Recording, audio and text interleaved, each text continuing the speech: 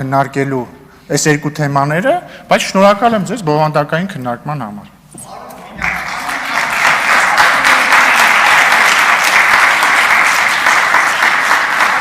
Մարիա Կարապետյան։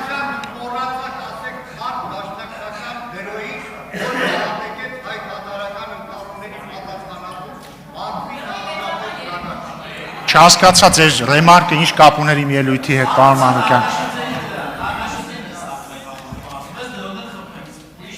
Կադեն, հա։ Տիկին Կարապետյան։ Ոչինչ, համեցեք Տիկին Կարապետյան։ Թոմ տվեք ինձ։ Շնորհակալ եմ մեծարգո նախագահ, հարգելի գործընկերներ, այն ինչ խորհրդարանի նախագահը պատմեց ամբիոնից, մեր պատմության այլընտրանքային մեկնաբանություն չի։ Ես արդեն գնալով համոզվում եմ, որ խորհրդարանի այս հատվածը հանրակրթության այն դասագրքերը, որոնք գրել է այս հատվածը, սերտել է, այս հատվածը չգիտեմ ինչով է զբաղված եղել պատմության դասերին։ Կարդում եմ այն պատմության դասագիրքը, որով սովորել ենք բոլորս, եւ դուք եք գրել էլի այս պատմության դասագիրքը, ընկերներ, սկսենք այդ հայ թաթարականից։ Ցարական Ռուսաստանի հակահայ քաղաքականությունն ավելի վատթար դրսևորում ունեցավ ռուսաստանյան առաջին հեղափոխության տարիներին։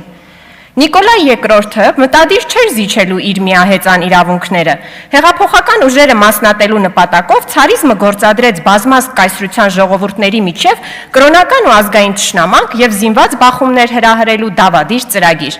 Անդրկովկասում այն կիրառվեց հայերի եւ տեղի թուրք թաթարների դեմ։ Մենք սենց ենք սովորել պատմությունը։ Բայց օրինակ այս պատմությունը չենք վերցնում գնում Ռուսաստանի Դաշնություն բանակցելու ԵԱՏՄ եւ տնտեսության մասին։ Չենք գնում, մոռացել ենք, ուրացել ենք այս պատմությունը։ Հայեր չէին, որ զոհվեցին այդ բախումների ժամանակ։ Դրանից հետո ցեղասպանության մասին մեծ տերությունների կողմից հայկական հարցի միջազգայնացումն իրականում ոչինչ չտվեց հայությանը։ Հայկական հարցի միջազգայնություն ոչինչ չտվեց հայությանը։ Հայ մանուկները սովորում են այս տեքստը դպրոցում։ Սա մենք չենք գրել, դուք եք գրել։ Ընդհակառակը ավելի սրեց մեծ տերությունների հակասությունները, նպաստեց Օսմանյան կայսրությունում հակահայկական տրամադրությունների աճին, այսինքն գրած չի, որ թուրքերը արյունարբու են ի բնե,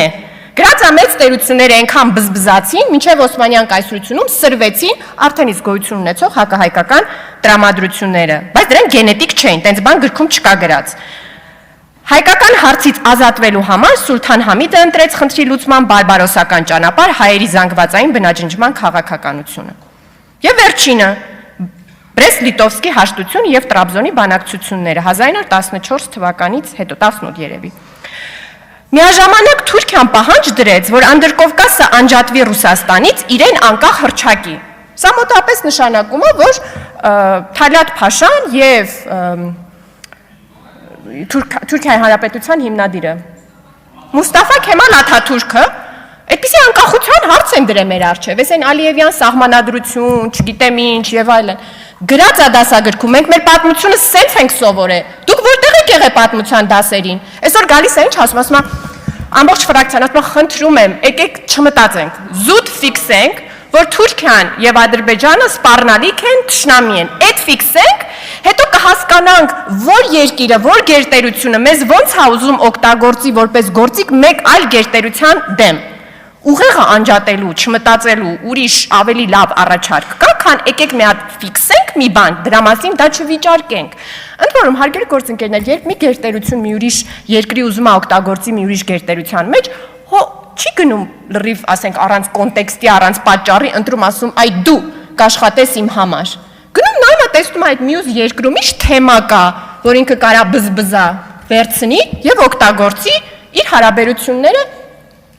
մեկ այլ գերտերության հետ պարզելու համար։ Կներեք ես բորբոքվելուց համար, հիմա անցնեմ բուն ելույթին։ Արտաքին գործերի, հարգելի գործընկերներ եւ միջազգային առևտրի նախարարություն։ Մեր նախարարությունը վերանվանվել է եւ հետայսու 4 հանձնաժողովների հետ պետքա գործ ունենա։ Եվ ես ուզում եմ կարճեմ այս առիթից ու վերադառնամ նախորդ հանձնաժողովի քննարկման տիրույթ, որը իհարկե տնտեսականը չէր, ֆինանսա-բյուջետային էր, բայց կապ ունեն այս թեմաները միմյանց հետ։ Ուժեղ Հայաստան ուժը իրեն ներկայացրեց որպես լիբերալ ազատական տնտեսության կողմնակից ուժ, որը սակայն կողմնակից է պետության առավել մեծ կարգավորիչ դերին։ Եվ այստեղ կարգավորիչ դերի մասին իհարկե արժե խոսել, հասկանալ թե ինչ նկատի ունեն մեր գործընկերները, որտեղ այդ դերը երկու տեսակ կարա լինի։ Օրինակ, պետությունը կարա հակամենաշնորհային օրենքներ ընդունի, հակամենաշնորհային օրենքներ, որպիսի ու դա կստացվի իսկապես պետության միջամտություն ազատ շուկայի մեջ, որպիսի հանկարծ բնական մենաշնորհ կամ առավել եւս արհեստական մենաշնորհ չձևավորվի այդ տնտեսության մեջ։ Սակայն դուք, պարոն Կարապետյան, ձեր հարցազրույցներից մեկում ընտրում եք պետության միջամտության մյուս ձևը։ Ասում եք, եթե դու ազատ շուկա թողնես, մեր երկրի պահանջարկի քանակը շատ քիչ է, որպիսի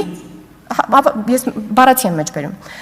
որպիսի արտադրությանը հերիքի։ Եթե մենք ուզում ենք լուրջ արդյունաբերական հիմնարկ ունենանք, մենք պետք է կոնսոլիդացնենք ամբողջ պահանջարկը։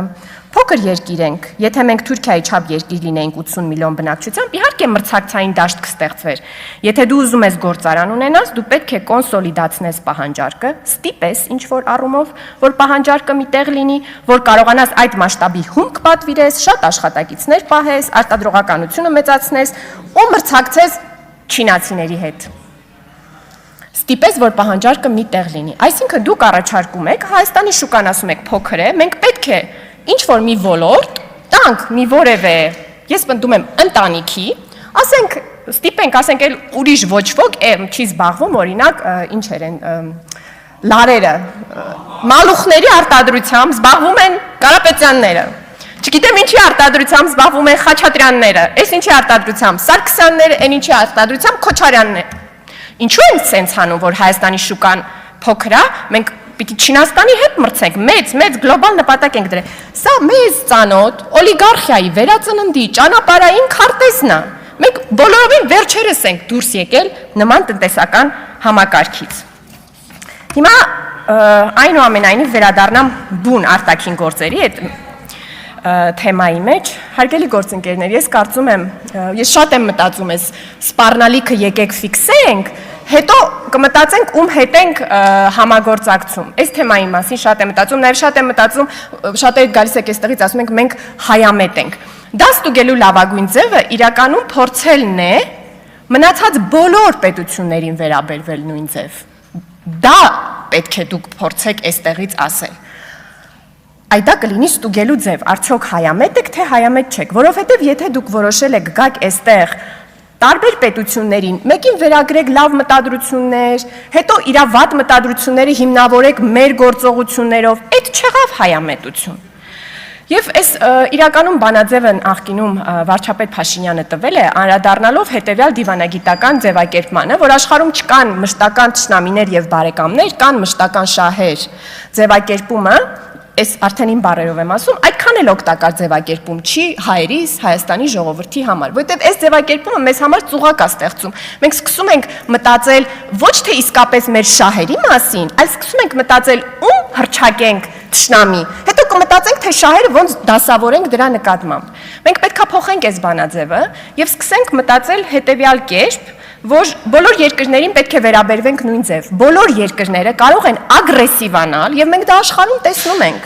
Այլ երկրների վրա կարող են հարձակվել, ոչ անհրաժեշտաբար մեր վրա, բայց դա ցույց է տալիս, որ բոլոր երկրները կարող են ագրեսիվանալ եւ սկսել պատերազմներ։ Չկան այնպիսի երկրներ, որոնք չեն կարող ագրեսիվանալ։ Եվ սա վերաբերվում է հավասարապես բոլոր երկրներին։ Եթե այս վերաբերմունքը դուք կարողանաք որդեգրել, ես կհավատամ, որ դուք հայամետ կամ հայաստանամետ ուժ եք։ Մենակ այս թեստի շնորհիվ, թե չէ հակառակը, եկեք մի բան ֆիքսենք ու այդ մասին չմտածենք, ու հետո փակուղի տանող ձևակերպումներ են տալիս։ Երկու ուժ էլ ասել եք, որ Թուրքիայի հետ առանց նախապայմանների, բայց ոչ ի հաշիվ հայոց ցեղասպանության ճանաչման։ Այդտեղ տարածք չկա։ Այսինքն ստացվում է այն օրը, երբ դուք գնում եք Թուրքիայի հետ բանակցությունների,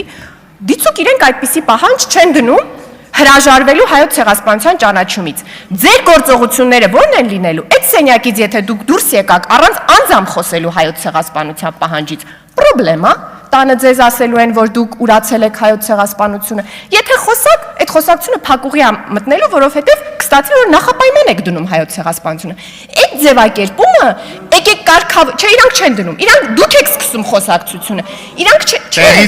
այն րոպեին, երբ դուք այդ հանդիպումից դուրս եկաք եւ հայոց ցեղասպանության հարցը ինքնուրույն չբարձրացրեցիք, Տիկին Հովսեփյանը ասելու է, է, ինքը գնացել էր Թուրքիա բացառապես հայոց ցեղասպանության ճանաչումը պահանջելու։ Դա ասելու է Քրիստինե Վարդանյանը, ձեզ ուրանալու մեջ են մեղադրելու ձեր իսկ թիմակիցները։ Եվ մի վերջին դիտողություն, ես համաձայն չեմ, որ Քոչարյանը միացավ դաշնակցությանը, տենց ձևակերպեցիք։ Ոչ է դաշնակցությունը միացավ Քոչարյանին։ Քոչարյանը, պարոն Ռոբերտ Քոչարյանը, դաշնակցության մտածողության եւ նրանք, ովքեր կմիանան այդ մտածողությանը, ի հեճուկս մեծ պատմության դասագրքի, դրա եւ ադրբեջանցիների միջև միջնորդն է։ Այն հայտնի հարցազրույցում, որը ես մեջ բերեցի, որտեղ լրագրողը հարցեր էր տալիս պարոն Քոչարյանին, իրան հարցում ասում այդ մահ կամ ազատություն կարգախոսի մասին ինչ եք մտածում, պարոն Քոչարյան։ Պարոն Քոչարյանը ասում է, ես այդքան էլ լավ չգիտեմ պատմությունը, բայց ենթադրում եմ, որ դուք խոսում եք, լրագրողը ասում է դե դաշնակցության մասին, ասում է հա, կարծում եմ, որ արդի ժամանակներ են եկել, էլ ռելևանտ չի այդ արտահայտությունը։ Նաև ասում էր, որ Ադրբեջանն էլ ունի վերադարձ իրավունք, այդ բոլորին վերջերս էր ասում, նա էլ չի կարա հրաժարվի, ինքը միջնորդն է ձեր ու Ադրբեջանի միջև։ Շնորհակալ եմ։ Հասմիկ Լիլիթ Մինասյան։